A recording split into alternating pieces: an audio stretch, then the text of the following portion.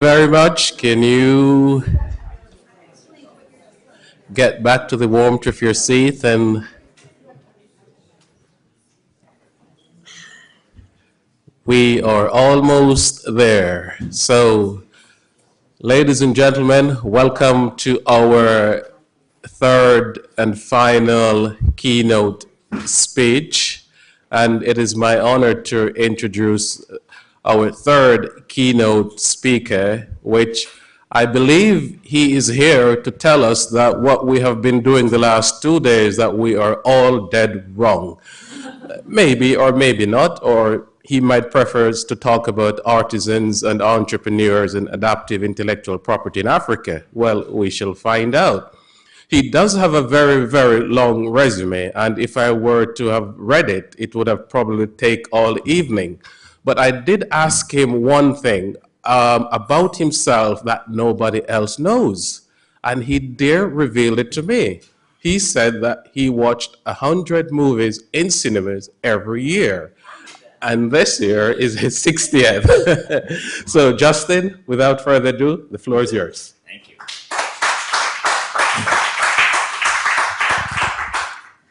Okay. Good afternoon, everyone. I want to thank Sean and Daniel for including me in this wonderful conference, and thank Amma and the entire team here at the university who have made this conference run so smoothly. I think that I agree with a lot of people who said that this is a conference that is really talking about something that we need to talk about a lot more. But I have to tell you something personal about my experience in this conference. I go to a lot of IP conferences, but I have never heard the phrase burpee said so much. And I'm very pleased, I'm very impressed. I think if I went to the Intellectual Property Scholars Conference in the United States and I said burpee, most of them would think I was having a gastrointestinal issue. But burpee is, and its history, the history of the name is a fascinating thing. By the way, the actual name of the organization was not burpee. You may be surprised to know, it was Burpee Law. And they decided that that was really worse than burpee. So they shortened Burpee Law to burpee. As Professor Okadiji said yesterday, programs of technical assistance or capacity building are part of the post-1945 world order. Such a basic part that we take them for granted even as we discuss and debate the value of such programs. In intellectual property nowadays, there are capacity building projects of all shapes and sizes, although they tend to be creatures of the WTO, WIPO, the EU, OECD country governments, or policy-focused NGOs. But just cataloging all the projects, programs, and initiatives would be a Herculean task and involves a lot of definitional and frontier and border questions. And we've talked about some of those, and I will talk about some of those. Indeed, we have reached the point where, believe it or not, WIPO is now offering technical assistance on technical assistance. Now, that I thought was truly extraordinary. Maybe it is a sign of the times, the inexplicable comet streaking across the sky, that WIPO is now giving webinars on technical assistance on technical assistance, okay? In American English, and I understand this may not be a familiar phrase to all of you, we would say things have jumped the shark. If you don't know what that means, ask me later, okay? So both before and especially after the TRIPS agreement, there's been a great deal of technical cooperation aimed at improving national intellectual property legislation. That's mainly been a matter of making national laws compliant with TRIPS and subsequent WIPO treaties. But it can include addressing new issues. And let me say, I don't know a single country in the world whose laws are completely in compliance with international IP legal norms. I've kind of always fantasized about a conference where every participant brought some aspect of a national law that was out of compliance with our international IP norms. And certainly the US has many ways we are arguably out of compliance with the international IP norms. To me, working on the content of national laws is the place where technical cooperation from the WTO and WIPO makes the most sense. I said makes the most sense. It may not make total sense. At this conference, we've discussed how WTO and WIPO have been criticized, rightly, for simply pushing international, that is, developed country standards, and failing to take account of local concerns or help tailor domestic legislation to local needs. From my limited experience, I agree that's what they do. May not be as problematic as you think. Many years ago, when I had just left the US government and returned to academia, the United States sent me to Laos to help out with their drafting of a new copyright law. I'm not sure they had any copyright law before this. When I got to Vientiane, my government hosts presented me with a draft copyright law in English. I was thoroughly impressed at this hospitality. I said, great, great. But you know, just for the records, just for my files, just for when I go back home, I'd love to get the draft law in Laotian so we could do our own translation, right? To which they said, oh, we don't have the draft law in Laotian yet. Some unnamed international organization had given them their draft legislation, and I guess I was there, like a doctor, to give them a second opinion. Was that bad? Yes and no. If there are specific things the creative communities in Laos need in their copyright law, we can't expect WIPO or WTO or the European Commission to figure that out and bring it to the table. I do not fault WTO or WIPO for parachuting into a jurisdiction and offering a model law as how that jurisdiction can comply quickly with international legal norms of intellectual property. But we all recognize that it can produce, as Daniel said at the beginning of this conference, overcompliance. And overcompliance usually includes a disconnect, I think as Isaac said yesterday, between what national law says on the books and what the local system can execute and does execute. We've talked about some of the downsides to WIPO technical assistance. Professor Okedeji presented her team's research on how WIPO's efforts have been concentrated in industrial property, are not correlated with improved outcomes, for example, in patenting, and are concentrated in certain countries, including more in North Africa than sub-Saharan Africa. Ruth gave the example of the Philippines as a government where the IP technocrats seem to have undue sway over government policy. And Edward Kwakwa mentioned that the most current head of the Asia-Pacific division at WIPO is a Philippine citizen, and that the new head of the TK and TCE division at WIPO is a Philippine citizen, suggesting that this IP behemoth in the Philippines is going to continue. Now, Edward was diplomatically hinting at the human aspect of this, which I think we need to talk about a little bit more. Technical assistance events, especially things like 1 or 2 day conferences, are a benefit that individual WIPO officials can bestow on certain countries and their colleagues in certain national governments. Individual WIPO officials may want credit for bringing an event to a certain country, or better yet, credit for getting a set of officials invited to a regional hub like Dakar or Nairobi, or better yet, getting a set of people their tickets to come to Geneva. We need to be honest about how that works. And we need to be honest that in Geneva, there is a real sense of divvying up the pie. Everybody wants to what they perceive is at least their fair share of WIPO jobs, WIPO events, and WIPO trips.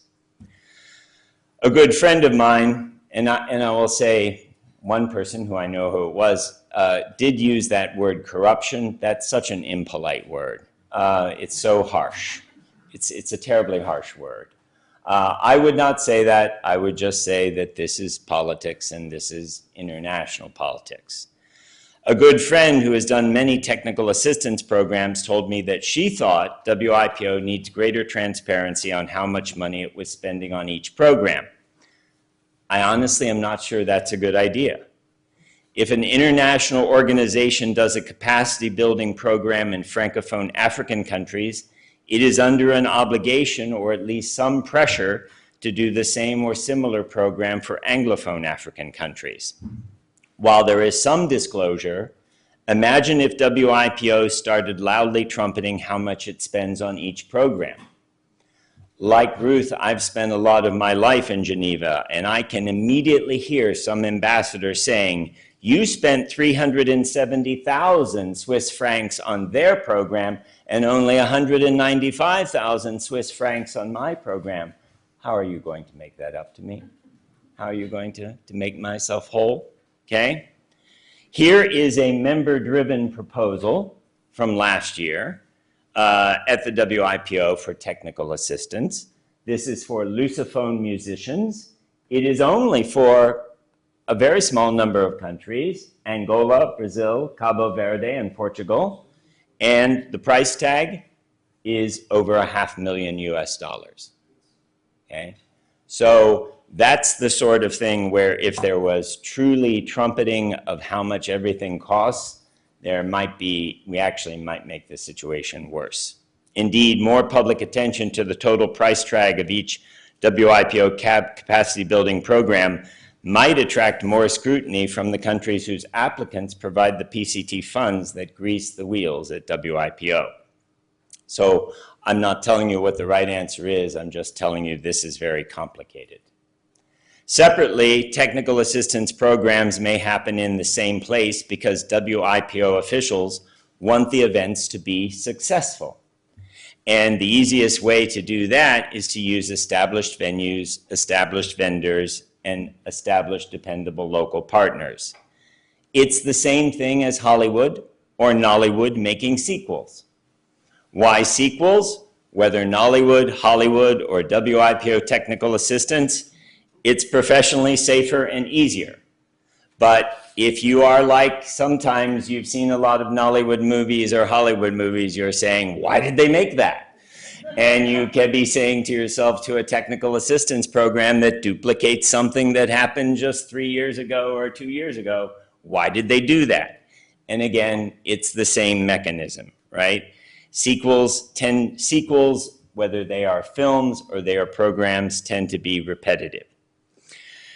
Repetition also comes in the form of duplicative programming from WIPO, WTO, the European Union, the United States, the United Kingdom, the Japanese government. Every year, the US government puts out at least one comprehensive report on efforts to get people to, Edward, what verb do we use? Respect IP? Yes. Yes, to respect IP. A comprehensive report on efforts to get people to respect IP. Most of this report deals with domestic stuff. Emmanuel didn't have the presence of mind to see how it corresponds to the US filing at the TRIPS Council, but that would be everything interesting. It includes everything that agencies are doing internationally that they can credibly label intellectual property enforcement, okay? Now, I know this is hard to read, but this seems to be the technical assistance programs I could pull out of the report that were listed for the African continent. And we all haven't even begun how to try to talk about to count these programs. And I think Emmanuel did a good job, trying to classify a lot of the things the UK government says they're doing are really just marginal. And there's someone going in to say, to complain to someone in a ministry or an agency about something. And I don't know what the right answer is. What do we count of these as IP technical assistance? Are all programs for combating counterfeit drugs IP enforcement? I don't know.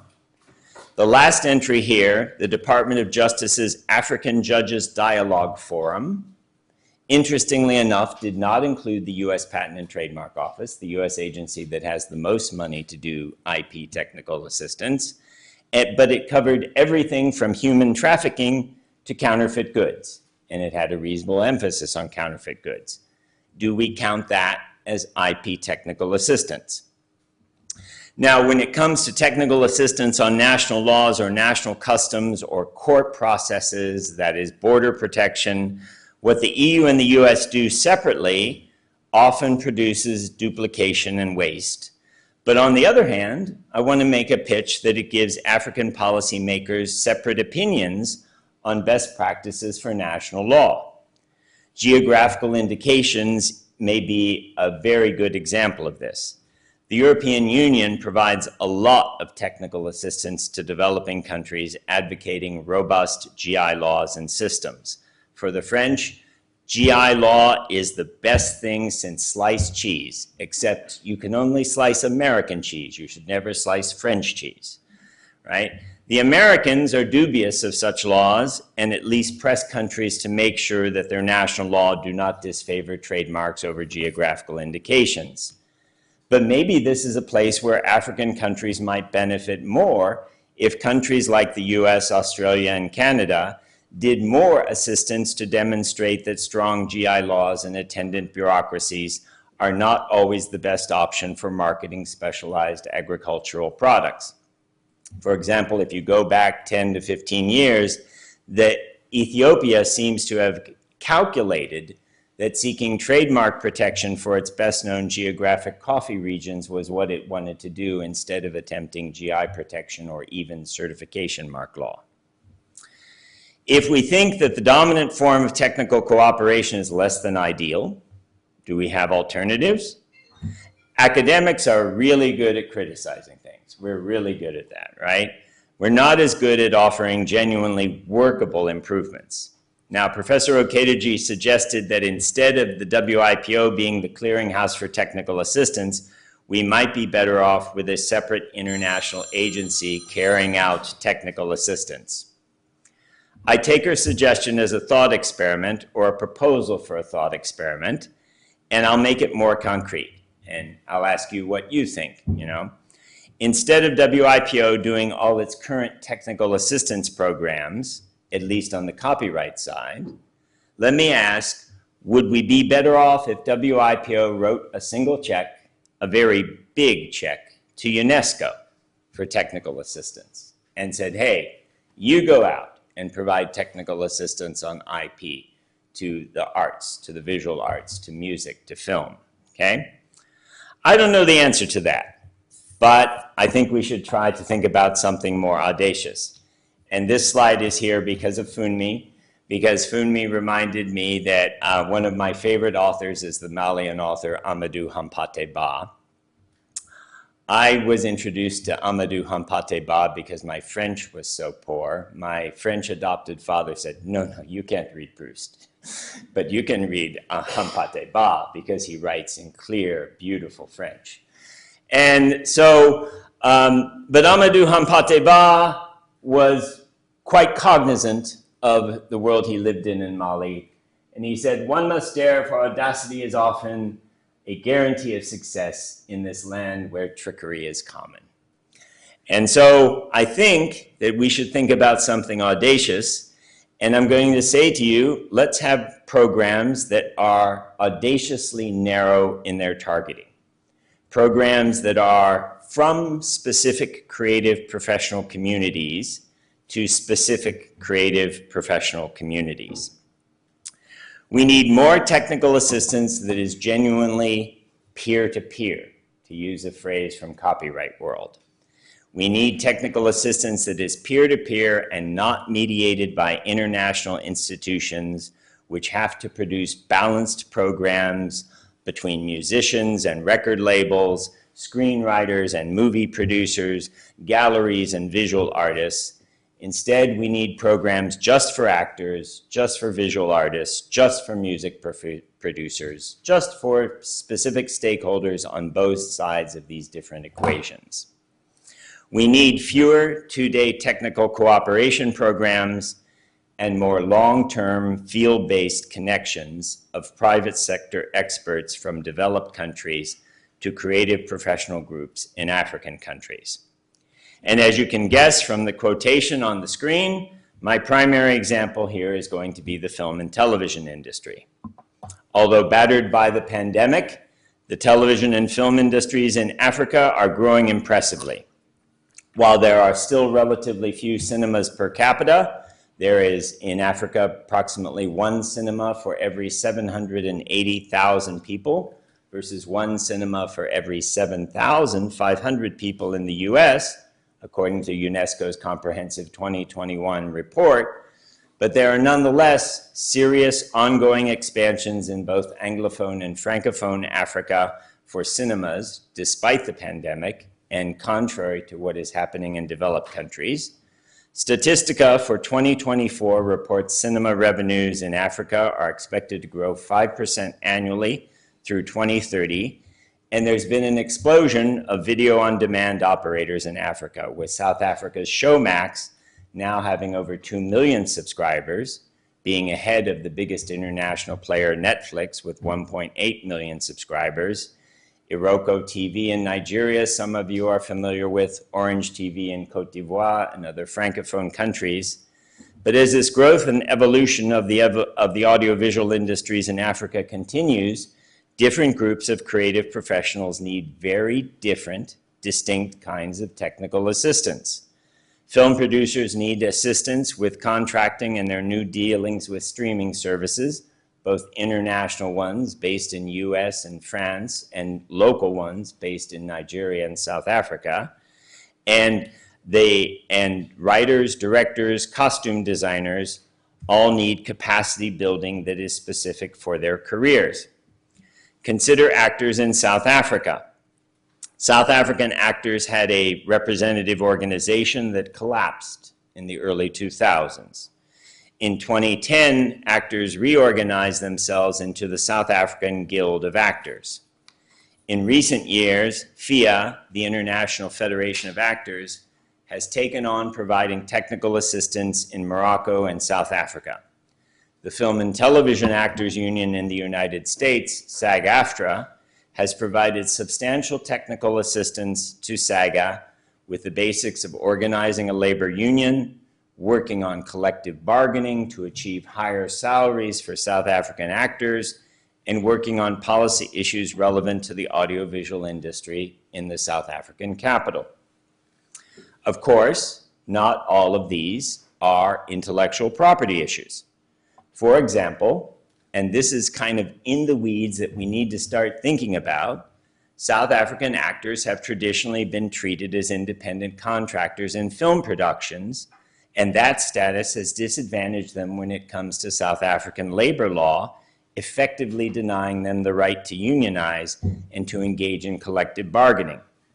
Recently, SAGA succeeded in getting a conditional exemption from those restrictions from South Africa's Competition Commission, a big first step in getting these creative professionals a better deal with the audiovisual income streams that are made possible by the IP protections we talk about, okay? SAGA credits that the direct support, the technical assistance of actors' organizations abroad as critical to this victory. Similarly, SAGA has found a voice in South Africa's copyright legislative process, offering the South African government specific, precise criticisms in its ongoing efforts to revise the country's copyright law and how those proposals affect South African actors. Again, this has happened with technical cooperation from actors' organizations in developed countries, made possible financially by Sweden's union-to-union organization, not funded by WIPO, not funded by the EU, not funded by the US, funded by a nonprofit that is out to advance labor rights. Now, copyright reform in South Africa is a very contested issue. So many of you, your first thought may have been, oh, what are these actors saying they want in copyright law? And if that was your first thought, you're thinking the wrong thought. The point is that technical assistance here is helping these creative professionals with a substantial stake in IP policy develop their own voice. Not WIPO's voice, not the South Center's voice, not the film producer's voice, the local creative professional's voice. FIA has also helped SAGA establish a collective management organization in anticipation of there being a performer's right of remuneration under the new South African copyright law. In Morocco, FIA provided similar technical assistance, teaming French affiliates, French actors organizations, with Moroccan actors to successfully lobby the Moroccan government for a new framework law similar to what happened in South Africa, establishing a presumption of employment, which advantages them under labor law, supporting collective bargaining, and reducing the informality by which actors are typically screwed out of income. To me, these sorts of peer-to-peer technical assistance efforts are chronically underfunded, and there's a lot of reasons for this. First of all, these peer-to-peer technical assistance efforts happen slowly.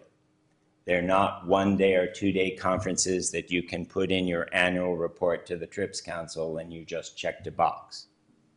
Second, the donors or funders have to accept a loss of control on the specific message and outcomes. They have to accept that if we're going to help creative professional communities get their own voices, those voices may not always say things we want to hear. Third, peer-to-peer technical assistance sometimes fails. As a British equity effort to help Ghanaian actors had some success and then fell apart. Now, it fell apart because there was regime change in Ghana, but the point is that these peer-to-peer efforts probably are less prone to you being able to say you had a success, put it in your annual report. You're less likely to be able to do that than if you had a two-day conference in the Philippines.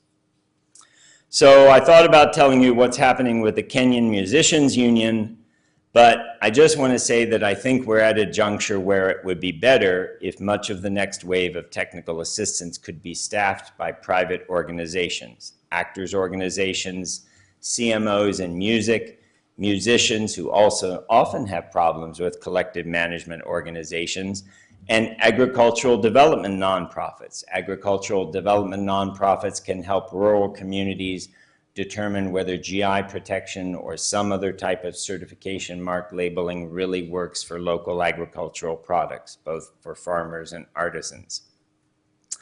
All right, so having made a pitch that all of this being done by governments, or that less of it should be done by governments and more of it should be done by private, particularly nonprofit organizations. Let me close by saying that there is one kind of traditional technical assistance program I really favor, whether it is sponsored by the EU, the US government, or an international institution. And Ruth and I had a discussion about this because I'm a big fan of peer-to-peer events that bring judges from different countries together to talk about their IP cases with one another. Why? I'm a believer in global rule of law. So I want judges from different jurisdictions to feel that they are together in a joint project in which, in the words of former Justice Stephen Breyer, judges, quote, increasingly consider foreign and domestic law together as if they constituted parts of a broadly interconnected legal web. Judges, particularly those trying to stay above corruption and the political fray, can actually have lonely lives. And the more we build camaraderie among judges across borders, the more I think we make them individually resistant to local pressure. So this is one of those that's one slide I forgot to. This is a local empowerment slide. Darn, I should have hit that one already. This is actually not a developed country union helping a developing country actors organization, but it is in fact exactly what we want to see, and this is South African actors and Nigerian actors helping each other figure out how to improve their royalty streams, how to improve their collective bargaining. But now to go to the judges. All right, this is one of those programs that I had that little spreadsheet that was hard to read for. This is a program that USPTO sponsored in fiscal 2024, and for the US government, the fiscal year runs September to September. So this is for fiscal year 2024. And What was the program? It was just 30 Ghanaian judges brought to the capital from various districts, hearing from a couple Ghanaian government officials, a US DOJ expert on computer crimes, and then spending the rest of the 2 days hanging out with 2 US District Court judges, one appointed by George Bush and one appointed by Barack Obama. And if you look at the program, the American judges must have been exhausted at the end, because every single session seems to be them talking about stuff, right? Now, this is very different than an event where industry people come in and talk to judges, or where lawyers who have cases come in and talk to judges. This is where judges just talk to judges. This kind of technical assistance, to me, among the technical assistance efforts that are really single or 2 or 3 day events, you start them and you end them, this is kind of ideal. It's probably the kind of event where some of the Ghanaian judges felt afterwards, I have a friend, I have a colleague across the Atlantic that I could actually ask something of, or say, I'm doing this, what do you do when you do this? And to me, I think it's the kind of event that probably left most of the participants feeling that they were working together on a broadly interconnected legal web, as Justice Breyer said. And so with that, I'm done, and I'm done very early, right? Right? So, right, Sean? Yeah. Okay. My timer says there's 11 more minutes for Justin's speech, so that gives us lots of time to throw questions at Justin. And I believe we have 2 microphones. I'm trying to make sure that this one is working. Indeed it is. And we're going to keep one of the microphones on that side, and the other one will be on this side. And we will take the questions in sets of 3, so that Justin can answer all 3, and then we go on to another set of 3. Is that workable? Sure. Lovely. All right. So let's start over this side. I perhaps would want Carlos to just make a quick reaction to the peer-to-peer suggestion that Justin just talked about. Well, that's great. Do I need to use this? Yes, just speak right. Okay, well, thank you. Thank you very much for your presentation. Excellent, as usual. And of course, for all the contributions made for development of international... I think you need to talk into the box. Yeah, there we okay, go. Like that. So I was saying that thank you for your presentation and for your contribution to development of international intellectual property law. I think it's, you have made very important contributions which are appreciated both by developed and developing countries. And regarding this suggestion about peer-to-peer, and I think in the end you suggested more South-South cooperation. And that's a very important subject for the South Center. The South Center is in itself a manifestation of South-South cooperation. And we work in order to promote and make that a reality. In the area I've talked before of patent examination, for instance, we have done a lot of working together among patent offices. In particular, countries have high standards for patent examination in order to address common interests and to know how this patent examination can be done in a rigorous and effective manner. So I appreciate that and will certainly support any further idea to for this conference to be more active in promoting South-South cooperation rather than expecting that technical assistance will always come from the North. I think there is a lot that can be done among developing countries. Thank you. All right. Thank you for that. And now we go to Ola, and then after that we go to Ruth. And I thought your hand was up. So sorry. My hand wasn't up, but okay. I have the purple box. Talking to the box, Ruth. Yeah. Oh wow. Okay. Imagine it's a portal and your voice is going Star to Trek. some strange world. And there's Susan about to take a picture of me. Do not put it on social media. So I really like the peer-to-peer model. One, because it's distributed. So you have a capacity to replicate across the differences, whether it's Lusophone or Francophone or Anglophone. And so I'm really intrigued and would, want to think further about how one might institutionalize that. One question that I have is the extent to which peer-to-peer models themselves, we saw this in the internet, but to what extent these peer-to-peer models over time become consolidated so that new entrants have difficulty coming in. And you're the expert on the Writers Guild, but we see this in Hollywood. We actually see this now in Nollywood. Not as concentrated as we see perhaps in Hollywood, but we see that trajectory. So that may just be natural evolution of things, but I'm curious, given a desire for broad participation, whether the peer-to-peer models, as they evolve and scale, themselves become calcified so that new entrants find it harder and harder to come in, which is a historical, thing that we've seen. I think the last question that I'd like to just ask is the extent to which, I don't see this as South-South in a true sense. I see this as sector to sector.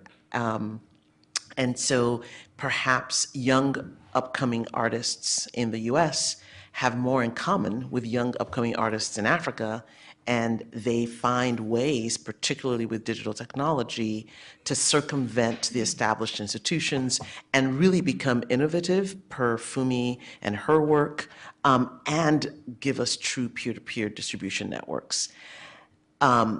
So I think what I'd like to see is not the check written to those peers, but ways that perhaps mirror micro-lending, informal ways in which these networks can benefit from technical assistance budgets.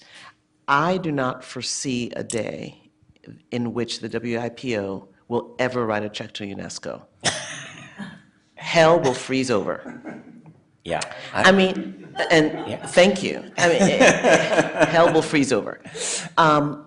But I do think the possibility of two things. Number one, can we as academics working to support these peer systems come up with a ranking, a transparency, technical assistance transparency ranking that factors in the extent to which they support peer-to-peer networks as a positive for them, right?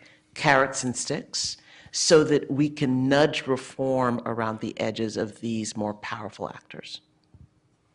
And the final question from Nollywood itself. No, we're going to come to that side after Justin answers, so yeah. Thank you so much, Prof, for that very exciting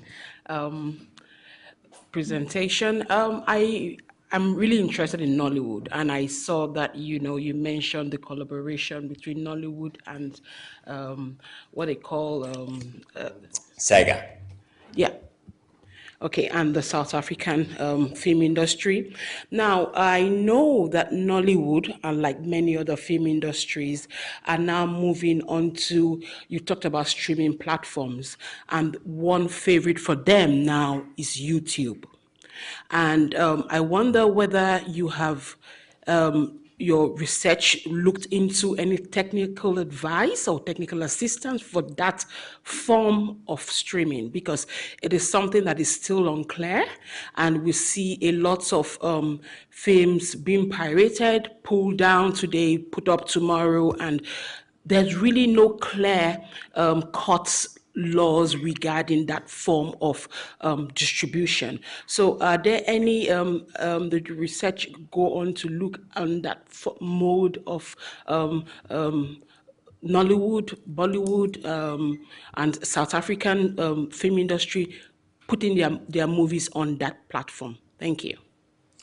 Okay, so real quick answers. So, Carlos, I know South-South cooperation is fine, but I'm not making a pitch exclusively for South-South cooperation. Ruth is more correct. It is sector-to-sector cooperation. What I put this back on the board because I was talking to Dominique, and there's a sentence that I took out, right? And the sentence I took out was, when the program is sponsored, basically, all right, I'm putting words, I'm describing in my own words. He said, when the program is sponsored by WTO or WIPO or the US government, it has to be balanced. And that means that the film producers can come in and say to the actors, oh, it's inevitable that it will be done this way. And the actors it's not inevitable that it'll be done this way. We can collectively bargain for better. So that's why I think it's more important to describe it as sector to sector. And I have no problem with the film producers getting together with the film producers and talking about how they can screw the actors. Good luck, power to you. And the actors getting together with the actors and saying, how can we resist the film producers? So that's what I think we need more of to really produce a system. Now, on Ruth's point, the biggest problem here, definitely for sector to sector when it comes to musicians and when it comes to actors is funding, just lack of funding, right? Only a wealthy actors organization, relatively wealthy, like SAG-AFTRA or British Equity, even has the ability to begin to field an effort to get together with an actors group in another country. Another problem is actually identifying the peer on the other side, because actors organizations in a lot of sub-Saharan African countries are struggling groups.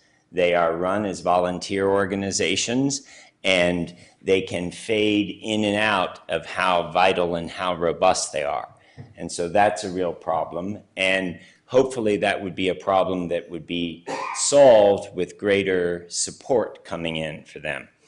I think the question about YouTube is fantastic, because let's you and I thought experiment. How would we do a technical assistance program for Nigerian filmmakers who want to get on YouTube?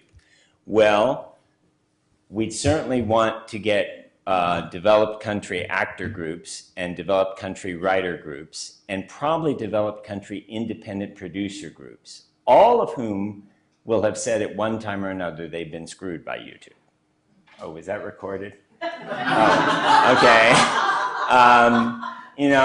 Who all say, we've had problems with YouTube, here's what you do, here's the best you can do, and gosh, if you can, and you can take your project to a Roku TV instead of putting it on YouTube, that's what you've got to do. And but that's a kind of peer-to-peer where it wouldn't just be one group within the creative industry. You could involve several, but you wouldn't want to involve Netflix, right? Because Netflix has a conflict of interest here. Netflix doesn't want to tell a Nigerian film producer how to get her best possible deal, because she'll use that against Netflix. So but you can imagine, we could thought experiment it out, and if we could get some angel like the Gates Foundation to say, yeah, we'll help you, support you on that, I think that'd be very cool. All right, lovely. So from that side, we'll take 3 questions. We'll start with Victoria, and then John, and then Fumi. Thank you very much. Thank you very much, Professor. I think that my question, I'll start with the peer-to-peer structure that we're all talking about as well, and maybe pose some questions, but also share some insights on peer-to-peer and how it's been working, or how it works in practice. I completely agree that peer-to-peer design works, but have we considered as well some other on-ground conditions or factors like the proliferation of private well, not organizations, but private associations in these sectors. So I'll give an example. In June, I had a roundtable organized for performers, and stakeholders were invited in collaboration with the Nigerian Corporate Commission. So you had a room full of all stakeholders discussing performers' rights.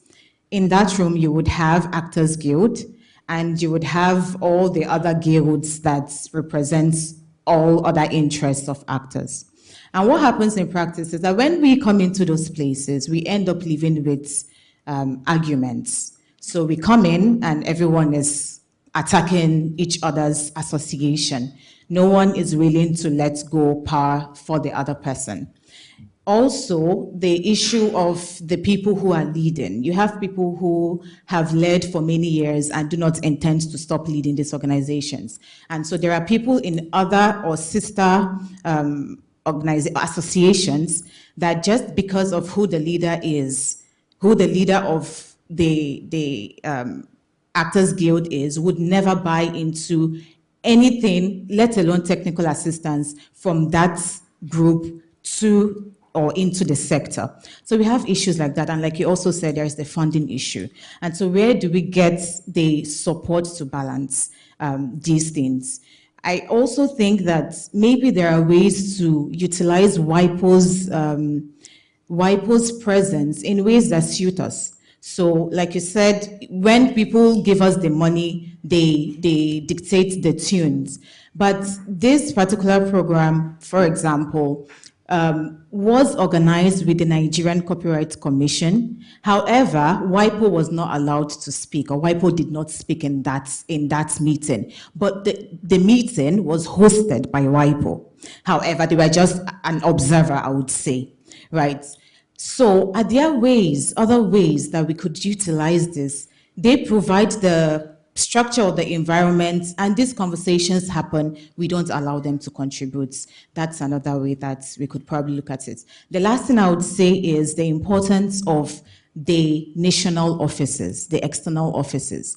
There are a lot of points that you made that really resonated, and I can already see in practice some of these considerations being made by the external office, right? So the external office seems to be, instead of looking at things from the high up level from Geneva and considering what is happening in other African countries, they are on the ground and then intentionally developing these technical, but let's not call it technical assistance, capacity, whatever we want to call it, for sector to sector. You know, and it is when you have that external influence that some of these sectors are even willing to listen to themselves or collaborate with each other. Thank you. All right, thank you very much. Please do make your questions short because we are actually now going to run over time. I'll be brief. So I love the peer-to-peer, sector-to-sector proposal. And my question for you, Justin, is about intellectual property law. So I see the benefit of the peer-to-peer strategically, and as you mentioned, going beyond intellectual property. But my question is this: if the peers, say it's an organization from the United States, is active, whether it's SAG-AFTRA or whatever, and they find that the US IP law is working for them, then that suggests to me that maybe you could just take US IP law and, you know, sort of implement that somewhere else as part of the sort of standard technical assistance. And if the IP law where they're at is not working for them, like say the musicians are not benefiting and the producers are messing them up or whatever, then are they actually effective? Can they be effective in helping those people in the developing countries to get more effective laws? So are we skirting IP law? Are we finding ways to get around the IP because it's not working? Or if it's already working, why don't we just stick with regular technical assistance? That's my question. Thank you. And the last question to Fumi on that row. And after Justin answers this set, the last three sets will be from the middle, and I believe Peter and one of the students will also have a question.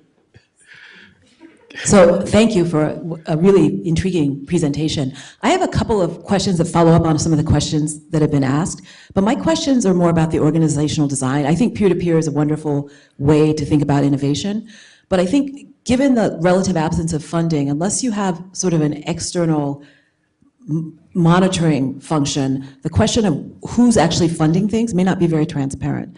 So the question I would say in that context, how do you think about organizational design in the long term? Because with peer-to-peer, there's no, if we're talking about, we don't have an intermediary like WIPO or like World Trade Organization, which is good and bad. The bad potential part is you don't actually know who's funding things or what agenda they're setting. So the question is, if we think about this from a more long-term perspective, how do we deal with issues like conflicts of interest? Let's say Netflix is funding something, but we don't know that Netflix is funding it, and they're funding things saying you can't get a good deal unless you do X or Y or Z. So I see a potential long-term question about how do you monitor the quality to make sure that it's actually peer-to-peer and that it's fully disclosed who's actually who's setting the agenda, who's funding it. And I think that's a really important part to think about institutional design in the long run. Okay, so quick answers on that. First, hostile personalities dealing with one another in a room, we cannot come up with an answer to that. Although, right, we can look for prior examples that we can go in and preach to people. We had that same problem and we overcame it. And in fact, in the United States' case, SAG and AFTRA were at each other's throats for a very long time until they finally merged into SAG-AFTRA. So maybe a couple of those people going down and saying, boys and girls, we've done this too. And maybe we can tell you something. Although as you described it, I actually thought, when you have very hostile personalities in any area, if you have some neutral person, you were talking about WIPO being a host but being quiet, if you have a neutral person there, they actually behave better. And you were making me think, that's actually a good reason to have somebody in the room, because people behave it better. But I don't have a much better answer to that. Jen, are we promulgating IP law or are we adopting workarounds? I think in sector-to-sector, peer-to-peer technical assistance, we try to do both. I'm not afraid of any sectoral participants from a developing country exporting some portion of their national IP law that disadvantages them. For example, I'm not afraid of any musician or actor or visual artist group advocating the work for hire doctrine elsewhere. In fact, I think they'd say, wow, we have work for hire and it's shitty and you should never do that. So I actually think that sector to sector, participants who know where their IP law has hurt their own interests will be very, they'll be very frank about that and will not have some kind of false consciousness that this is our law and we need to promote it. So, but to the degree, this is something interesting in the audiovisual world because in most OECD countries, dramatic audiovisual performers have considerably more statutory protection than they do in the United States. But the ultimate set of protections they have in the United States is arguably stronger through collective bargaining. So, I'm fine with workarounds if it actually makes the creative professionals better off. I don't know if that counts as a workaround. Is it working around or just working with what you got? All right, so as for funding, yeah, for me, I would just be happy to get the funding first and worry about the transparency later. But again, remember one of the things I said to you is the reasons it doesn't happen is possibility of failure, and one, because the very nature of true sector-to-sector, peer-to-peer technical assistance is the funder almost inevitably loses some control of the message and the outcome. And that's a salutary characteristic, whether it would be compromised, whether it could be compromised. I'd rather get the money to try to do it and then have to prove it wasn't compromised than never get the money to begin with. Okay. Sean, do you want to do anything else? Am I done? No, you're not. I still said we're of minutes. Okay.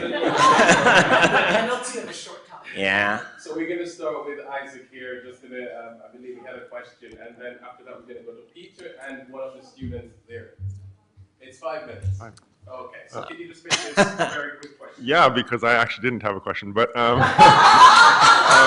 then pass but the I'm box. told I do. Pa- So actually, okay, one of the things you said at the very end caught my attention, which was I work at an agriculture development agency, and you mentioned them specifically providing advice in GIs, which is ironic because just the other day I found a lady working who has come to my campus working for another organization. We're hosting her, and she's pushing the Kenyan government to do a GI law. And I asked, "Where are you from? Who are you?" And she's in an organization that's being funded essentially by the European Commission. Oh, that's Delphine. She goes around the world, and yeah, she's from Montpellier. Yes. Yeah, of course. I know her. So I know. I hope we're not being recorded here. Yeah, But, she'll. yeah. So I mean, and the funny thing No, is that no. So let me be clear. Yeah. So since you didn't have a question, if I may, I'll preempt you. I was not advocating GIs. I was advocating nonprofits who can go in. And what I find interesting is you get to a community and you say, would you be better off marketing, trying to go organic with this coffee production, or trying to go with a GI? Or would you try, or should you go with shade grown as a certification mark? And actually the kind of NGO that could come in and say, these are your options to try to specialize. These are your options to try to specialize your product, and let's look at where you are, because this community, let's assume this agricultural community, coffee growing community, because I spent a lot of time worrying about coffee too. You don't assume that the small village does not have the capacity to put all their effort to work toward organic at the same time that they're working toward the regulatory system to get a GI certification and what it might take to get shade grown or bird friendly certification. And so what I was thinking of is someone who comes in and sectorally gives genuine advice saying, think about these things. But no, yes. For Delphine, GIs are the solution to all the world's problems. All right. Thanks for answering that now. So we're going to take the last two questions from Peter and then an undergrad student. Yeah, I do think we actually got a little bit more time because the break will not start until 3:30. But anyway, there is on the program, there's a 5-minute gap with nothing. Yeah. Right, so it's actually, you end at 3:30. But anyway, I got volunteer, so I'll join Ruth in being a good sport. So there's a lot to like about the P2P model because it brings back a lot of the discussion about epistemic communities or what Anne-Marie Slaughter is talking about transnational networks. The part that I'm unsure is where that will actually entrench the way a sector is structured. Right, we assume that there are certain players that should talk to the other players, but then in Africa, maybe that's not the way the sector is structured.